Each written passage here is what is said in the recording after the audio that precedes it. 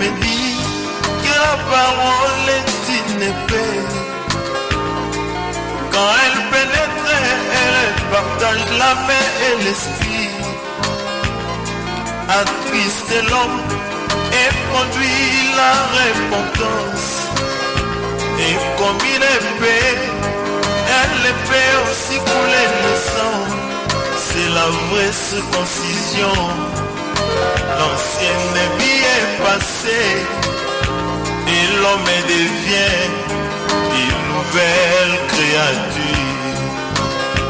La mauvaise vie, les mauvais désirs de la chair sont anéantis par la puissance de la parole.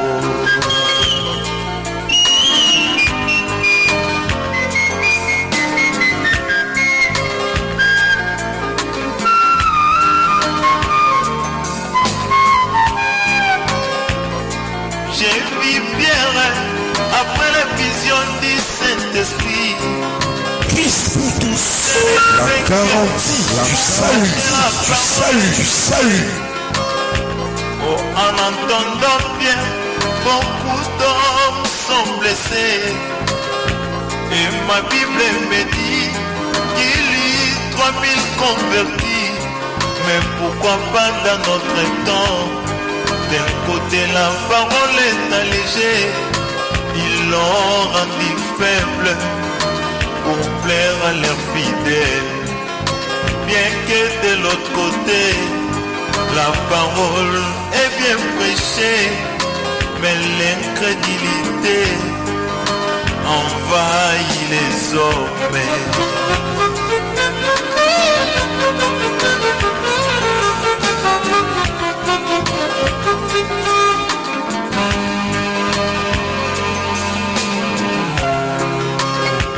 Oh, ma Bible me dit que la parole est un juge, car les juges les sentiments, les pensées du cœur de l'homme.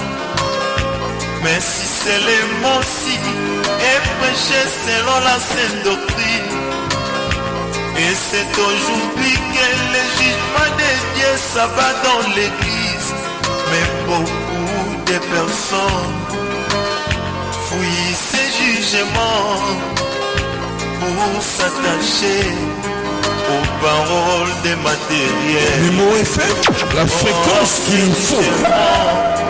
Et celui de l'amour, car après cela, je serai glorifié.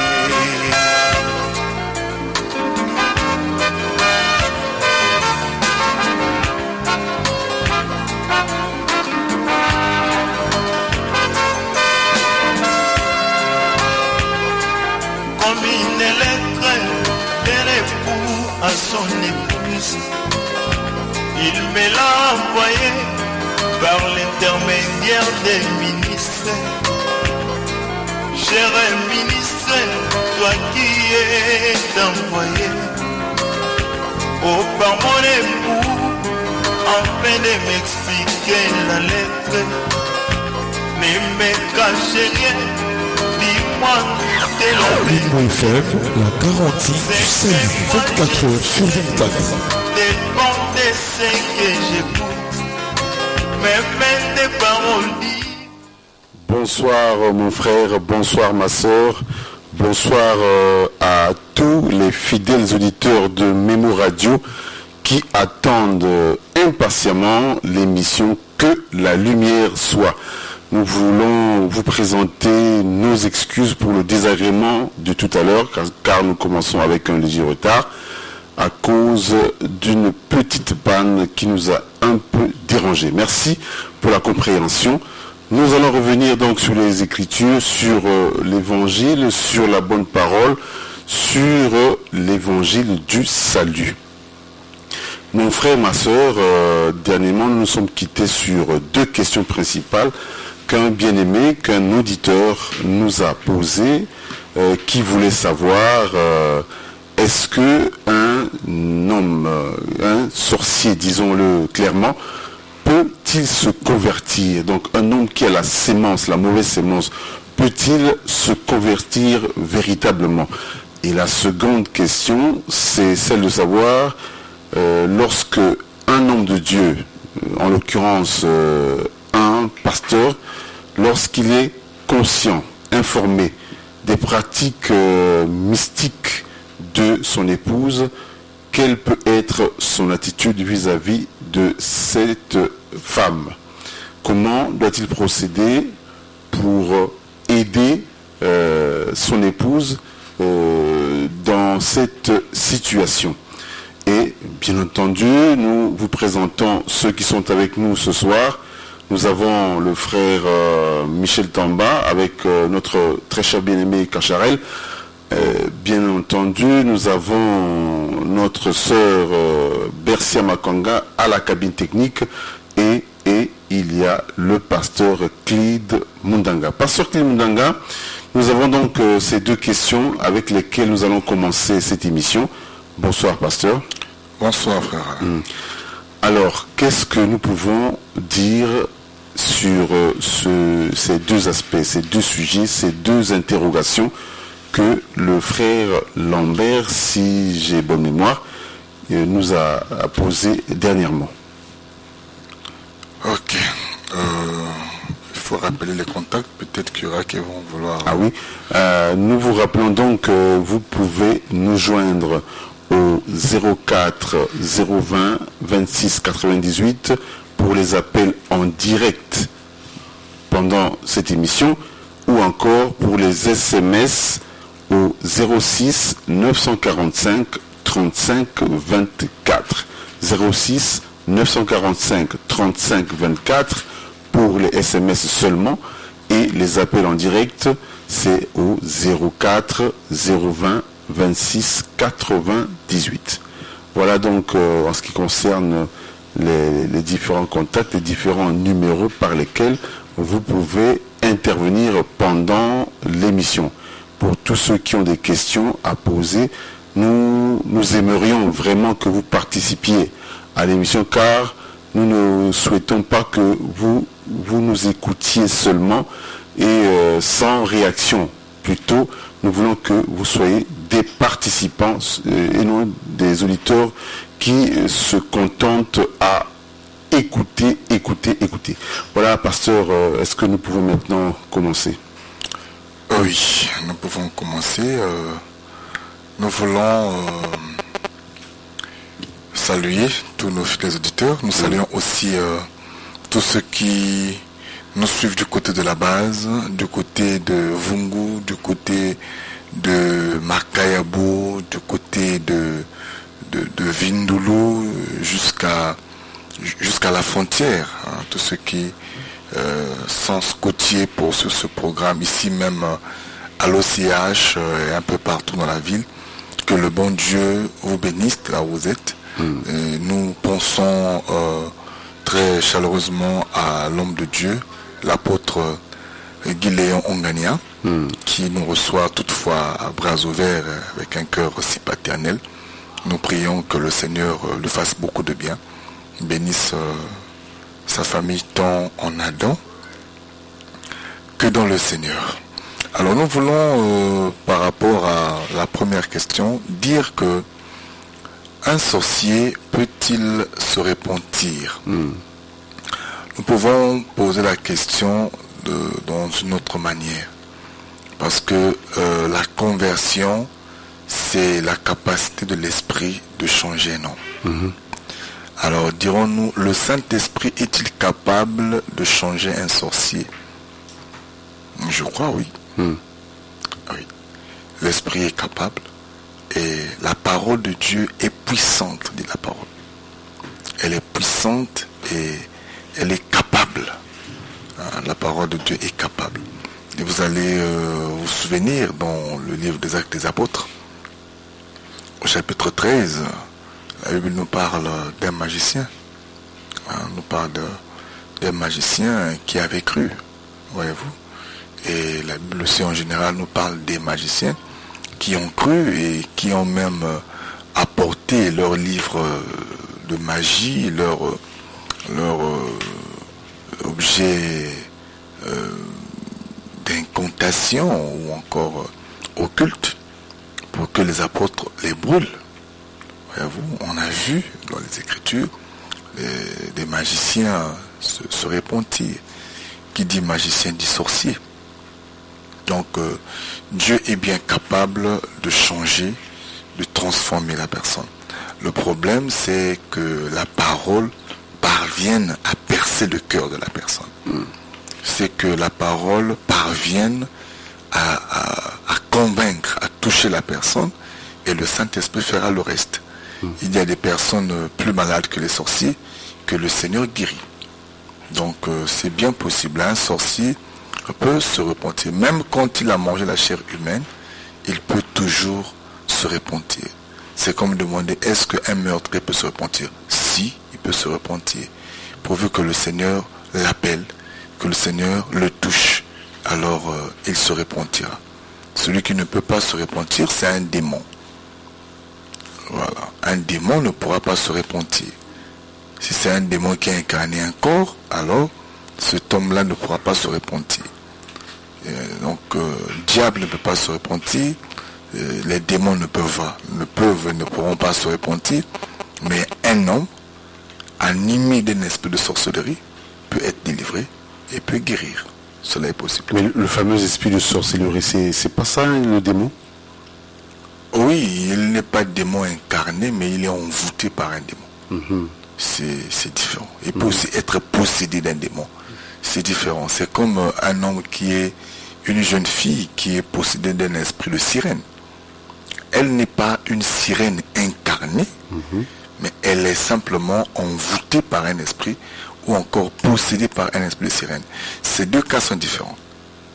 Voilà. Donc quand nous sommes devant une sœur qui est animée d'une espèce d'une possession de sirène ou d'un python, on a vu comment Paul a chassé l'esprit dans cette femme-là qui était animée d'un esprit de python, voyez-vous. Et la femme avait été délivrée. C'est bien possible. Mais quand c'est une sirène incarnée dans une personne, alors là, c'est difficile. C'est difficile, mais pas impossible. C'est même impossible. Parce que c'est un démon qui est là, c'est impossible. Il y a des cas comme ça ici à Pointe-Noire. C'est fréquent. Ça, c'est pas possible. Parce que c'est un démon. Tu vas faire un démon. Et le cas de Légion, par exemple? Oui. Légion, c'est un homme qui a été animé de ses forces maléfiques. Les esprits ont élu domicile dans son corps. C'est différent. C'est différent d'un démon qui naît. Lui, le démon à la base, il est né. Ça, c'est un cas différent d'un homme ou d'un enfant né naturellement, mais dont on a injecté une sémence de la sorcellerie.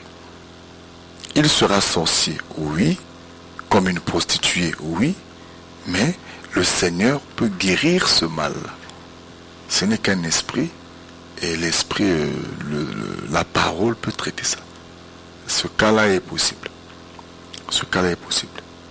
Toutefois, donc, pour un sorcier exercé, il faudrait alors qu'il y ait de la coopération, parce qu'il y aurait des... Le vouloir. Voilà. Il y a des confessions à faire, il y a beaucoup d'éléments à avancer, mais c'est bien possible. D'ailleurs, les sorciers, quand ils sont au bout parfois, eux-mêmes, ils recherchent la conversion, quand ils sentent qu'ils tendent vers la fin. Parfois, ils appellent, ils confessent, parce qu'ils savent que Dieu est capable de les racheter. C'est possible. C'est possible. La seconde question, c'était... C'est lorsque l'homme de Dieu constate et sait pertinemment que son épouse est sorcière. Bon, lorsque un homme de Dieu est conscient que sa chère épouse est sorcière, le premier élément, c'est qu'un sorcier, une sorcière, qu'il se rassure d'abord qu'elle n'est pas démon, mais elle est seulement sorcière. Et donc envoûtée. Envoûtée. Maintenant, si elle est envoûtée, il doit commencer à faire un travail. Donc, dans la sœur. Il doit commencer à faire un travail. Faisons participer la sœur ou bien à son insu? Non, pas à son insu. La sœur doit... Et il doit parler à la femme. Avec la sorcellerie, on ne tourne pas autour du pot. Il faut parler à la sœur. Il faut parler à la sœur. Et la sœur, si l'homme sait parler à sa femme, la femme avouera. Nous avons des cas comme ça, frère Alain. Nous avons des cas comme ça où nous prions, on est convaincu, où l'esprit nous montre que le frère ou la sœur a une sémence. On appelle, on discute. On a eu un cas comme ça dans la marche, parmi tant d'autres. Une fois, j'ai rencontré un cas comme ça aussi. C'était une sœur, une jeune sœur de 17 ans, mais qui était en plein dans ces choses-là. Et en priant, ce jour-là, l'esprit s'était tellement manifesté qu'elle n'a pas pu contenir. Or que pendant des temps, elle envoûtait le culte. Mais ce jour-là, l'atmosphère était tellement élevée qu'elle n'a pas pu contrôler et elle-même, elle est tombée. C'était tellement fort. Et après, on a fait un service pour qu'elle se réveille. Quand elle se réveille, elle avoue. Elle avoue. Et elle désire même changer. Elle avoue. Et on a commencé un travail. Elle a commencé à confesser. C'est vrai que ces bien-aimés-là sont très menteurs et malicieux. Ils vous disent des choses parfois qui n'existent pas. Mais on a su, avec l'aide du Saint-Esprit, par le discernement, orienter la sœur, aider la sœur. Elle avait même monté une confrérie dans l'église. Ouais, on a pu détecter la confrérie dans cette église-là où j'étais allé travailler en mission. On a pu détecter une équipe d'une quinzaine d'enfants qui avaient été initiés à la sorcellerie. Et on a rattrapé ceux dont on a pu rattraper. Avec la coopération, bien sûr, de ces enfants-là, parce que elles étaient conscientes qu'elles sortaient la nuit, qu'elles envoûtaient, tout ça. Et on les a parlé par rapport à la parole, et on a engagé le travail. Ceux qui ont été déterminés, Dieu les a fait grâce. Ceux qui n'ont pas voulu, n'ont pas coopéré non plus, bon, voilà. Ils ont fini par passer de l'église. Donc, un sorcier peut bien guérir. C'est un malade que Dieu peut guérir. La parole peut traiter. Le problème, c'est que quand l'homme de Dieu constate que sa femme est animée d'un esprit de sorcellerie, il doit commencer à travailler là-dessus. Il doit traiter le mal à la source. Il doit chercher à savoir, est-ce un envoûtement? Est-ce une sorcellerie consciente? Voyez-vous, si elle est consciente, l'homme de Dieu saura comment aborder. Si c'est une sorcellerie qui est inconsciente, elle est envoûtée simplement, l'homme de Dieu saura aussi comment aborder le cas. Voyez-vous. Et si elle est en mission, en tout cas, il doit examiner, il doit interroger la sœur, il doit insister, et l'esprit l'aidera. Maintenant, si lui seul ne peut pas faire ce travail, il pourra solliciter l'assistance des collègues ministres, peut-être un peu plus exercés dans ce domaine-là, pour lui apporter main forte, mais des ministres crédibles et qui savent aussi retenir leur langue. Parce que nous avons ce cas-là. Tu viens assister un frère et après tu vas rapporter ça dans toute la cité, et ça détruit même la sœur qui souhaitait s'ouvrir. Voyez-vous, parce que c'est un sujet parfois honteux. Lorsque la sœur prend l'engagement de s'ouvrir, il faudrait être un homme de Dieu capable, ayant le caleçon, capable de gérer les informations. Voyez-vous. Maintenant, s'il faut écouter pour divulguer après, c'est dangereux. C'est dangereux. Donc, dans tous les cas, le pasteur doit faire son travail, traiter sa femme comme une brebis, et l'esprit certainement pourra l'aider. Maintenant, si Dieu pense que cette femme-là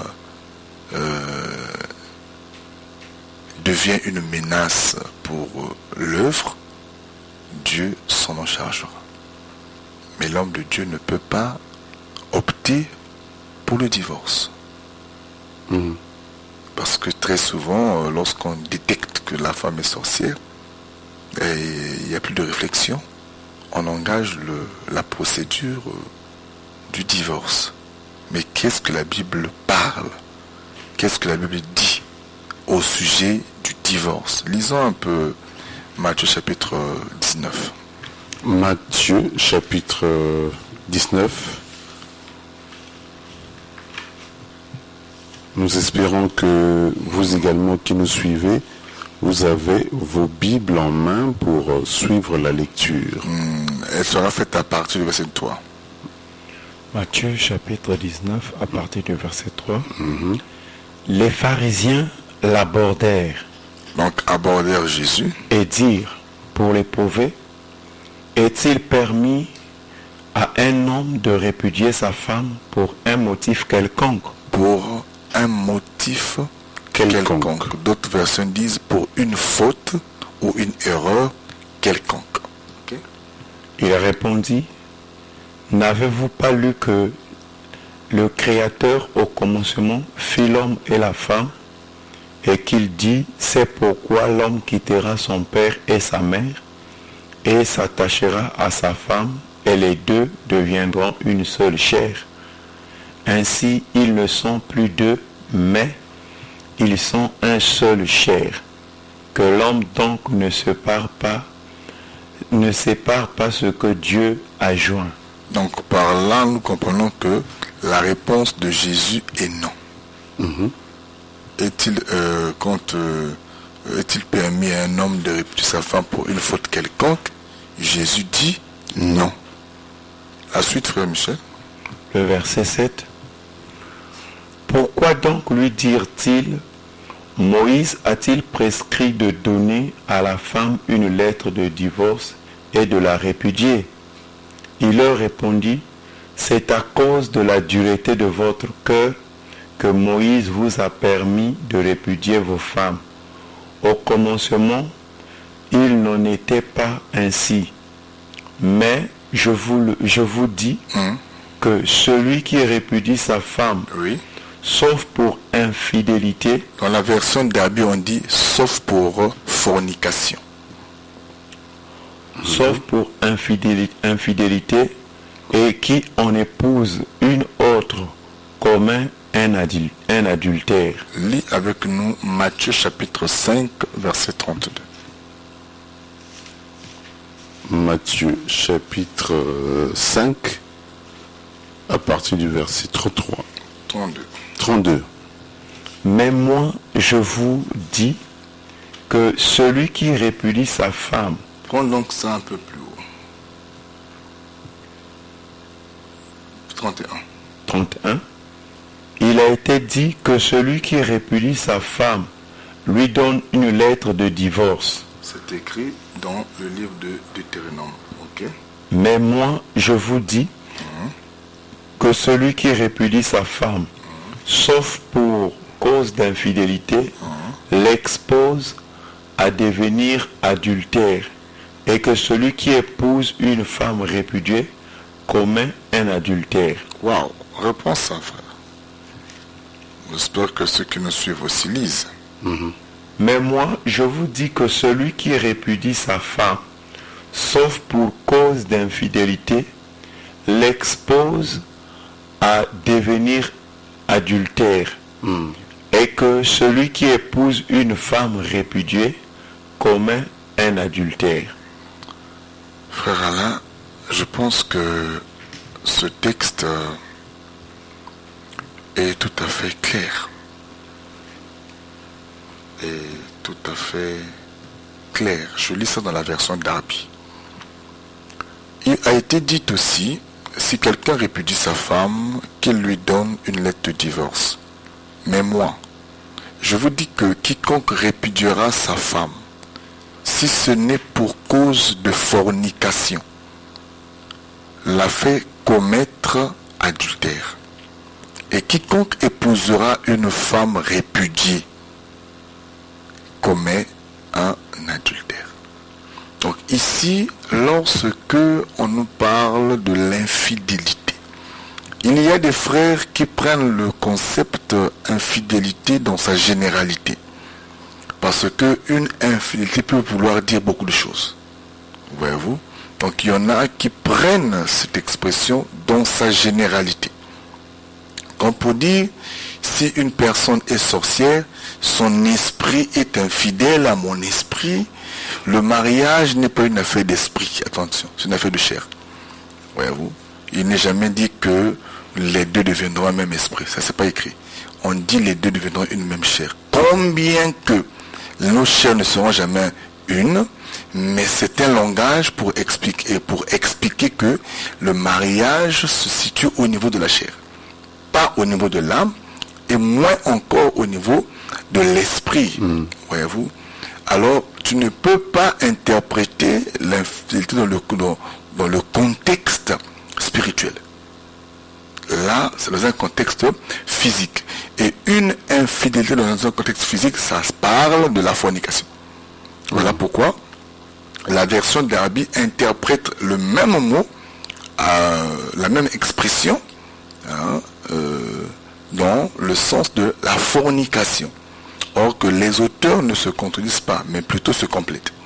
Voyez-vous, l'un peut prendre un mot un peu plus voilé, un mot un peu plus fort, mais un autre prendra un mot un peu plus simple, mais pour dire la même chose. Donc, ici, infidélité, ça ne veut pas dire ce concept dont s'agit, non. On traitait une particularité. Donc, c'est une infidélité dans le sens de la fornication. Or, c'est quoi la fornication? La fornication est liée à l'acte sexuel avec un partenaire hors mariage. Voyez-vous? Ou encore acte sexuel, oui, en dehors du mariage. Voyez-vous? Sexuel ou sensuel. Donc nous comprenons par là que les Juifs sont venus interroger Jésus pour l'éprouver, lui disant, Maître, est-il permis à un homme de répudier sa femme pour une faute quelconque? C'est quoi la faute quelconque?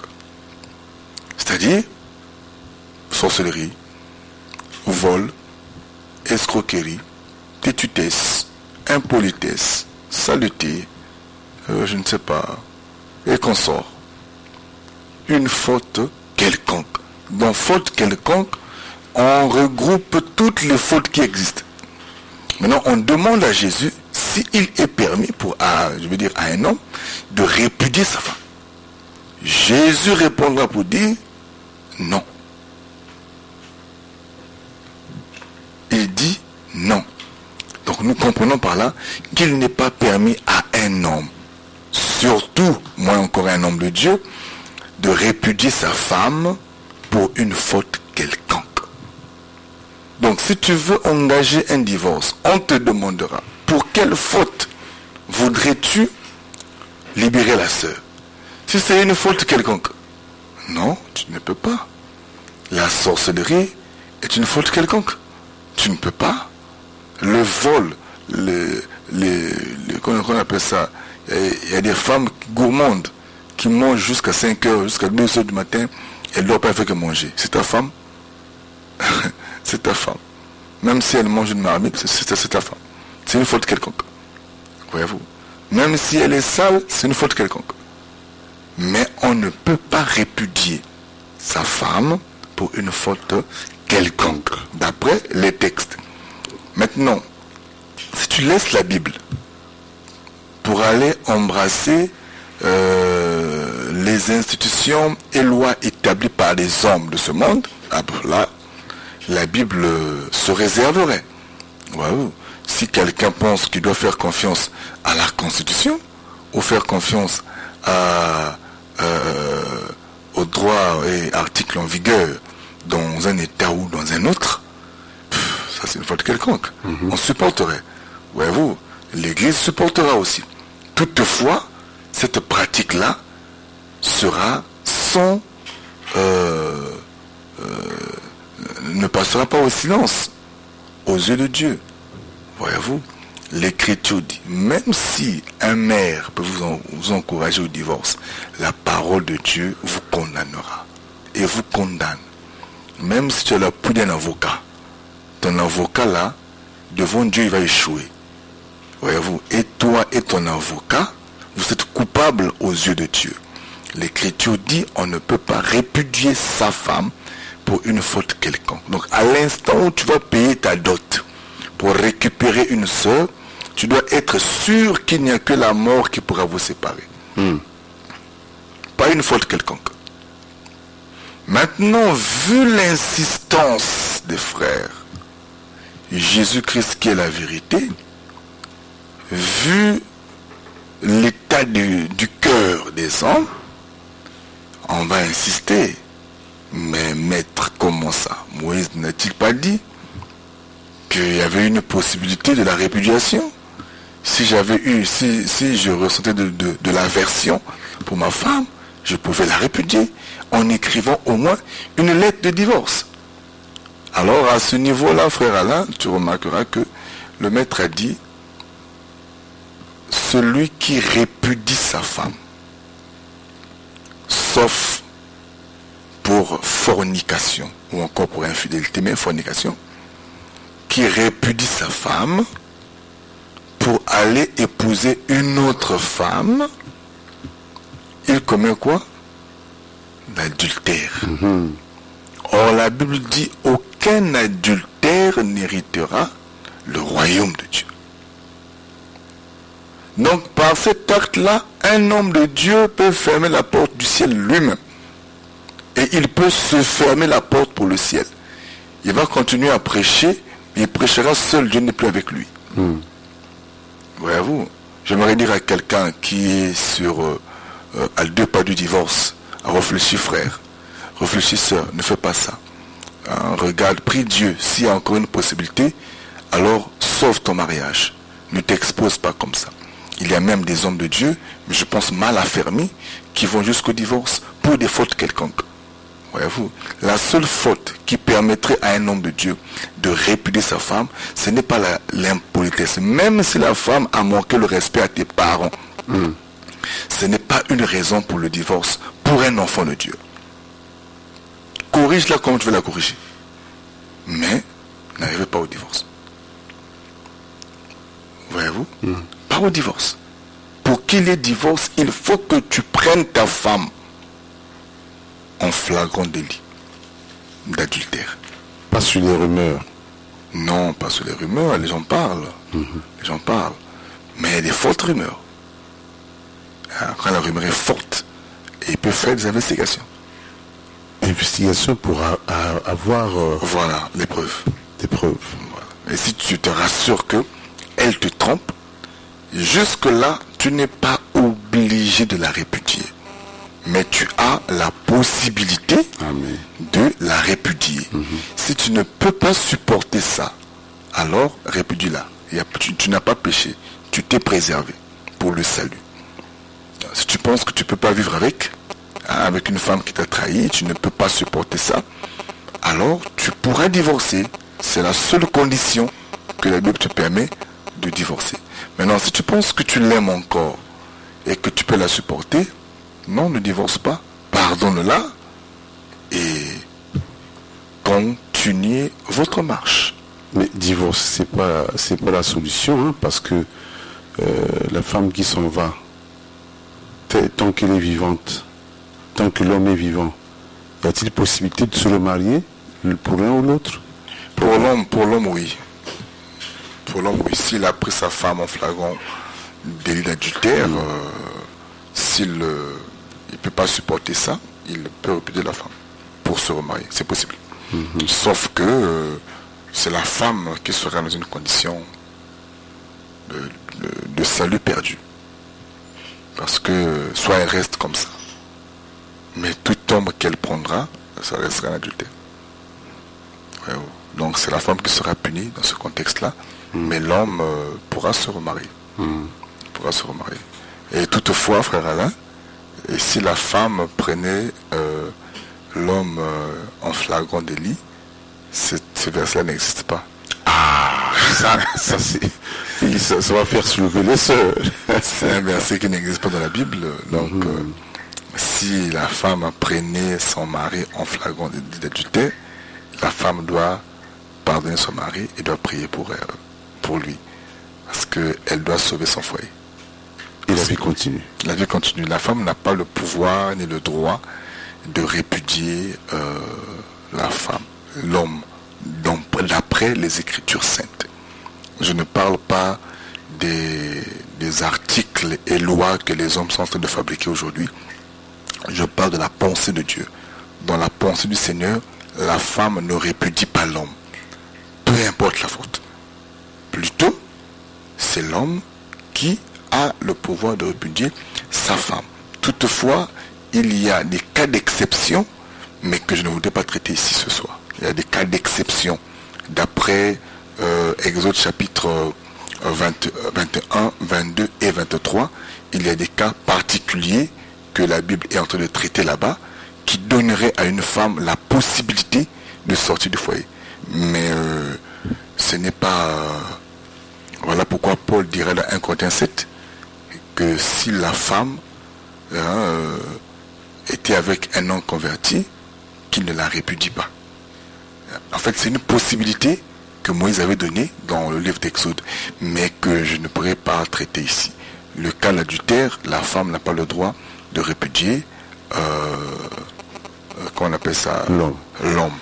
Mais, bon, comme je suis sur le sujet, la possibilité, c'est que l'homme qui a la femme avec lui doit rendre à la femme ses 3 droits.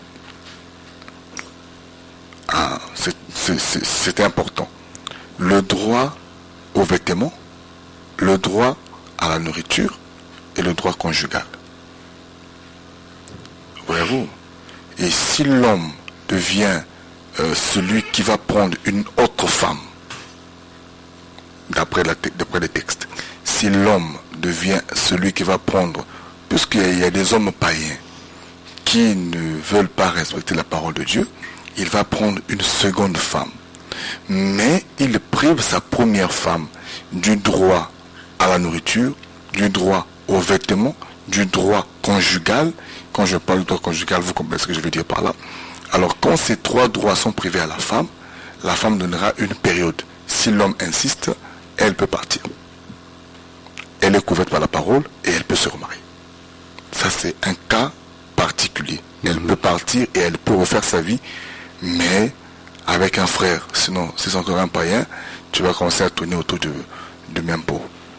Voilà comment on peut éclairer ce sujet-là. Nous rappelons que vous pouvez nous contacter, vous pouvez nous appeler et intervenir en direct au 04 020 26 98 04 020 26 98. À défaut, écrivez-nous au 06 945 35 24. Les numéros sont opérationnels, le 06 pour les SMS et le 04 pour les appels en direct, aussi des SMS sur l'autre réseau. Nous rappelons que nos programmes de culte, le marathon avait pris fin à l'église et nos programmes de culte, le programme se poursuit. Nous avons un appel, l'auditeur au bout du fil. Allô? Allô, pasteur, que Dieu vous bénisse. Amen. C'est le frère Romain. Ah, le frère Romain. Oui, je voudrais revenir un peu sur le don de prophétie. C'est un sujet tellement glissant dans nos églises. Par rapport à tout ce qu'on a écouté, et on se rend compte que il y a la division, les séparations dans nos églises, c'est surtout autour de la prophétie. Et n'est-il pas, parce que je voudrais votre point de vue, par rapport à la position de nos témoins de Jéhovah, qui ne veulent même pas toucher ce point-là, qui ne mettent pas de côté.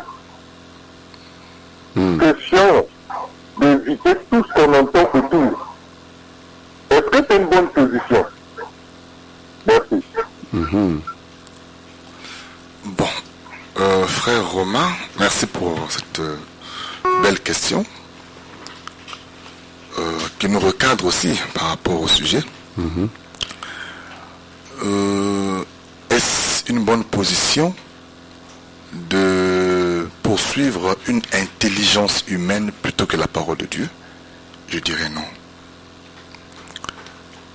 On gère l'Église avec la parole et non avec nos réflexions ou nos résolutions.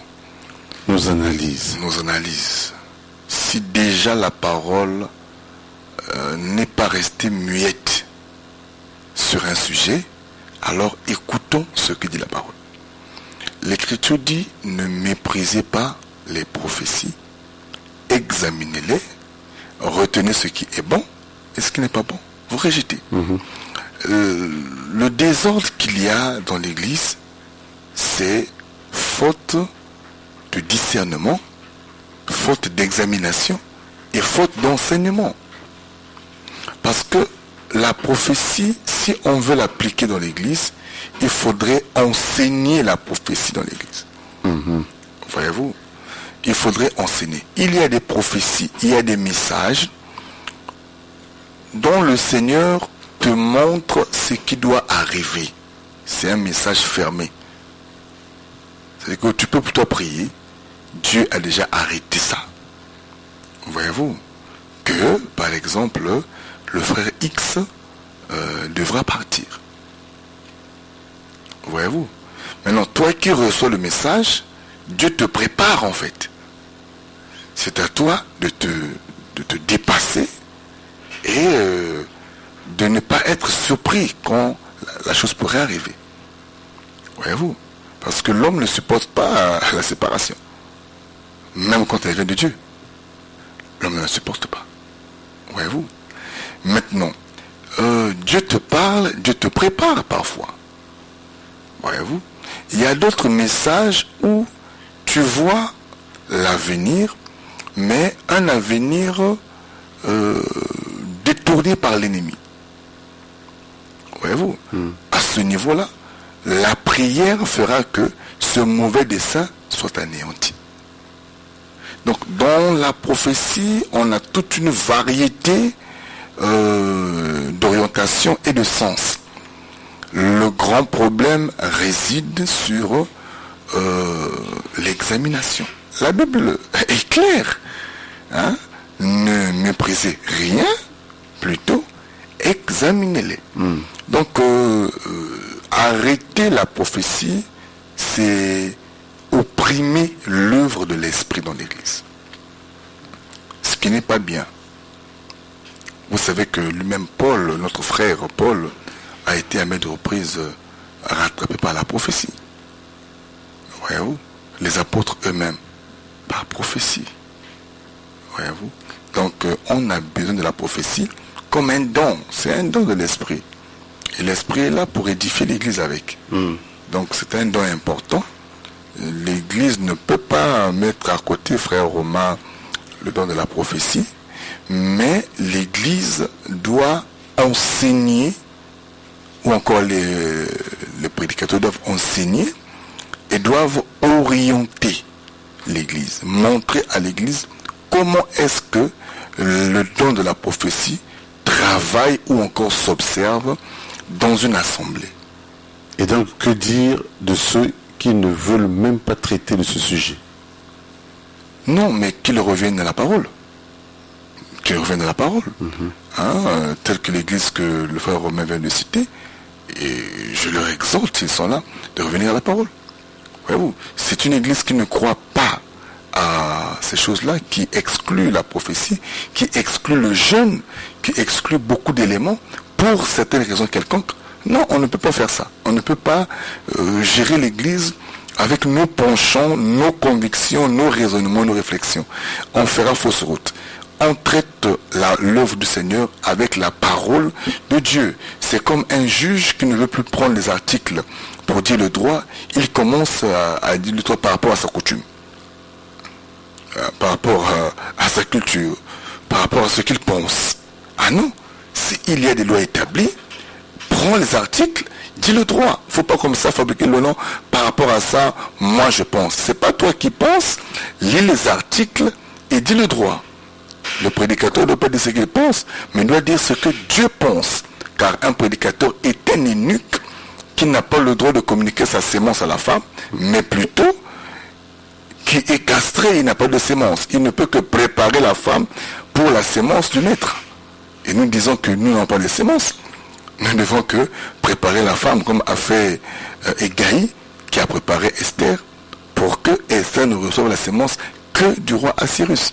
Donc nous disons que nous ne pouvons pas dire ce que nous pensons, donc que ces frères-là qui peuvent aussi nous suivre, frères romains, qu'ils reviennent à la raison. La parole de Dieu a traité ce sujet-là. C'est un sujet déjà traité par les apôtres, et nous sommes édifiés sur le fondement des apôtres. On ne peut pas faire autre chemin. Il y a beaucoup d'autres éléments comme ça, mais j'exhorte les frères. Hein, je ne les condamne pas. Hein, je comprends que s'ils sont arrivés là, c'est faute de bavure. Mais qu'ils montent encore un peu plus haut pour supporter ça. Et les bavures, Christ l'avait déjà annoncé. Donc on ne peut pas être surpris pour ça. Si un frère te trahit, Christ l'avait parlé. Lui-même qui était là pour vers, il a été trahi. Il nous a dit ça. Si lui qui était là vers, il était trahi, à combien plus forte raison, nous, les arbres secs. Donc on ne pourra pas échapper à certains phénomènes. Seulement, efforçons-nous à vivre la parole, même lorsqu'elle est difficile, même lorsqu'elle ne nous donnerait pas ce que nous voudrons avoir, mais faisons confiance à Dieu et à sa parole. L'Écriture dit, si vous gardez mes commandements, si vous m'aimez, gardez mes commandements. Donc l'amour de Dieu, ce n'est pas de trier les commandements à votre propre gré, mais l'amour du Seigneur, c'est de garder les commandements. C'est un commandement et à nous de les garder et de les conserver. Donc, frères romains, dans ce sens-là, nous voulons que ces frères-là reviennent à la raison. Mais nous disons aussi à ceux qui ont fait de la prophétie le fondement d'une église, de revenir à la raison. C'est la parole qui est le fondement d'une église. La prophétie n'est qu'un don. N'est qu'un don. Ça ne peut pas être le fondement d'une église. Au peuple de Dieu aussi, vous ne serez pas excusés parce que la parole a déjà traité ça. Et la parole vous dit aussi en tant que peuple de discerner. Voyez-vous, le peuple aussi, lorsqu'on libère une prophétie, doit voir. Voyez-vous, voilà, lorsqu'on commence à dire des choses dont tu es même conscient que c'est pas ça. Écoute, moi je connais une sœur que j'ai béni Dieu. Quelqu'un est venu quand on dit au frère, ma soeur, lève-toi. Dieu est en train de me montrer. Dieu me montre que je vois. Je suis en train de voir ton père. Ton père, tu es orphelin de père. Ton père était mort par un accident en telle année. Et Dieu me montre que si votre père était mort, c'est parce que dans la famille il y a une association, voilà comme ça. Et donc la même association réclame ta vie. Mais pendant qu'il parle, le papa de la fille est dans l'église. Vous voyez comment cette chose se passe? Ouais. Non, est-ce que là, il faut se dire amen à ça? Vous comprenez que c'est un menteur et on l'arrête. Voyez-vous? Tout de suite. On l'arrête. C'est un menteur, ce qu'il dit là, c'est pas Dieu. C'est pas Dieu qui parle, Dieu ne ment pas. Donc c'est lui-même qui parle. Avec l'intention peut-être d'impressionner quelqu'un. Voyez-vous? Et dans la prophétie, il y a exigence de la maturité. Voilà pourquoi tout le monde n'a pas le droit de dire publiquement une prophétie dans une assemblée. Tu reçois la prophétie, tu dois emmener ça vers les conducteurs pour l'examination. Voyez-vous? Frère Alain, nous sommes dans une église, comme on assiste aux bavures aujourd'hui, nous sommes dans une église, Dieu a parlé, certes. Le couple est dans l'église. Dieu parle. Maintenant, le prophète va dire à la maman, va dire à la femme que tes complications que tu vois là, c'est la belle-mère qui te fait ça. C'est la maman de ton mari qui fait ça. Voyez-vous? Ça, c'est détruire une famille. même si c'est Dieu qui a parlé. Mais attends, ça ne se fait pas. Voyez-vous, il faudrait que ce message aille vers les anciens qui doivent d'abord discerner le message et ils sauront comment faire. Ils peuvent appeler la maman, voyez-vous, sans rien dire, engager la prière. Tout comme ils peuvent traiter ça dans la prière pour que la sœur soit délivrée. Non, sans pourtant qu'il y ait division, qu'il y ait quelque chose. Voyez-vous, vous avez dans l'église une sœur avec un frère et vous dites publiquement comme ça, vous voyez la sœur là, elle a un esprit d'impudicité. Mais c'est une femme qui est mariée. Vous mettez des soupçons dans la tête de son mari. Sans le savoir, vous avez détruit un foyer. Or que l'église n'est pas là pour détruire, plutôt pour mettre ensemble. Donc, un message peut venir de Dieu, mais il faudrait que ce message-là soit filtré par des responsables, les anciens qui sont établis. Ils doivent examiner, ils vont prendre ce qui est bon. Même quand une prophétie vient de Dieu, il y a ce qui est bon dans la prophétie, il y a ce qui n'est pas important. Voyez-vous, donc l'homme de Dieu saura prendre le sens du message pour que les âmes soient conservées et que les âmes soient édifiées, parce que la prophétie a été faite pour l'édification des saints et non pour autre chose. C'est pas pour l'orgueil. Et la prophétie n'est pas une action lucrative. Pour qu'aujourd'hui on vende la prophétie, mais avant le bango, c'est pas ça.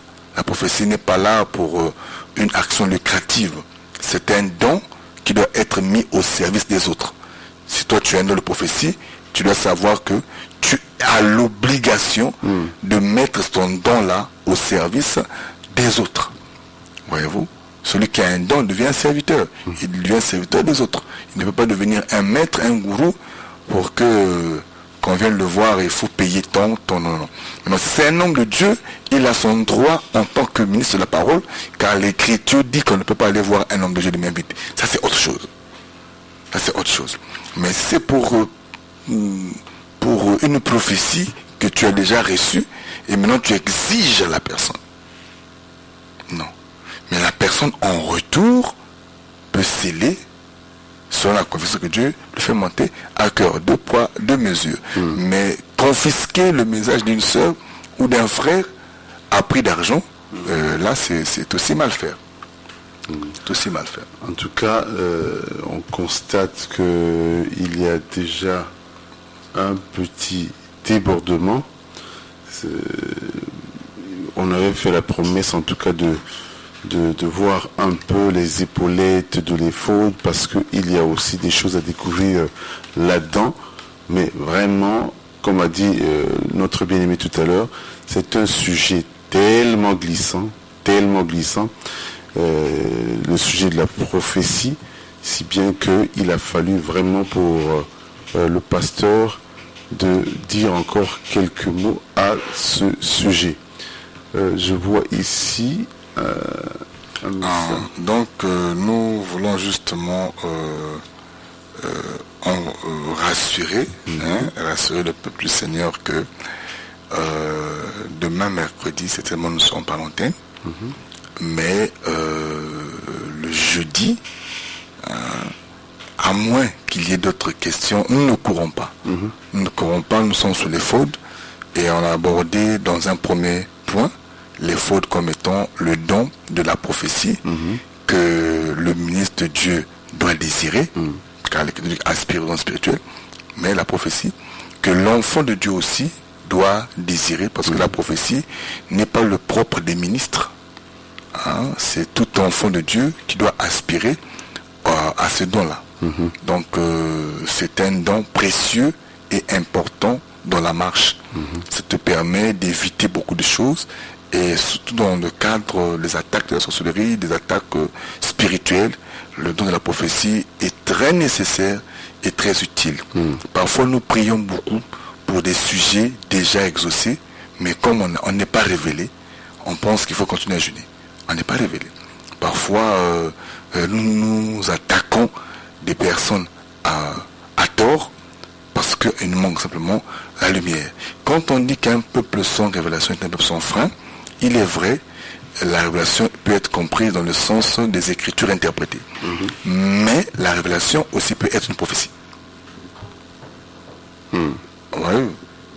Alors un peuple qui n'a pas la révélation peut aussi être un peuple sans frein. Lorsqu'il n'y a pas la révélation, c'est-à-dire quand il n'y a pas de vision pour vous éclairer avant. C'est quoi révéler? C'est montrer ce qui était caché. Donc la prophétie nous montre ce qui est caché. Voyez-vous? Et lorsque ce don aussi est mis à l'écart, nous ressemblons aussi à un peuple qui marche sans frein. Donc dans une dimension, c'est un don important. Et si l'Esprit nous mettait à cœur de creuser davantage, nous pourrons le faire. Sinon, nous reviendrons pour expliquer pourquoi le pectoral doit pourquoi les faules, je veux dire, doit avoir 2 épaulettes. Et sur les 2 épaulettes, il y a les noms des 12 fils de Jacob, 6 d'un côté, 6 de l'autre. On va expliquer pourquoi 12 va devenir 6 fois 2. Au lieu de 3 fois 4, comme voilà. on l'a dit entre temps. On expliquera pourquoi sur les épaulettes, on doit avoir 6 fois 2. Et pourquoi c'est l'onyx qui est l'une des pierres du pectoral qui doit porter la charge de tout le peuple. Pourquoi? Donc on viendra pour expliquer ce mouvement-là et on va vraiment balader un peu parce qu'il y a beaucoup de richesses. Mais toutefois, suivez-nous prochainement et nous vous rassurons que vous pouvez nous contacter hors antenne par les mêmes numéros et ou encore vous joindre à nous à l'église. Notre marche de prière avait pris fin. Nous avons repris avec nos programmes de culte normal le mercredi et vendredi de 17h30 à 20h. Nous avons le culte d'enseignement et tous les dimanches de 9h pile à 12h pile, nous rendons à Dieu un culte d'action de grâce. Que le bon Dieu vous bénisse, frères, tous les frères qui ont réagi, frère Lambert, vraiment, frère Romain, que le bon Dieu vous bénisse et on se voit prochainement. Merci beaucoup, pasteur Claude Mundanga. Juste un mot, que ceux qui ont les oreilles entendent ce que l'Esprit dit à l'Église corps de Christ et que ceux qui entendent comprennent et pratiquent la parole de Dieu à bon entendeur. Shalom. Ministre, toi qui es envoyé, oh par mon époux, en peine de m'expliquer la lettre, ne me cachez rien, dis-moi toute la vérité. C'est que moi j'essaierai dépend de ce que j'écoute. Même des paroles dis-moi toute la vérité. Comme la parole est pour moi, donne-la-moi avec sa guerre. Si je suis de Dieu,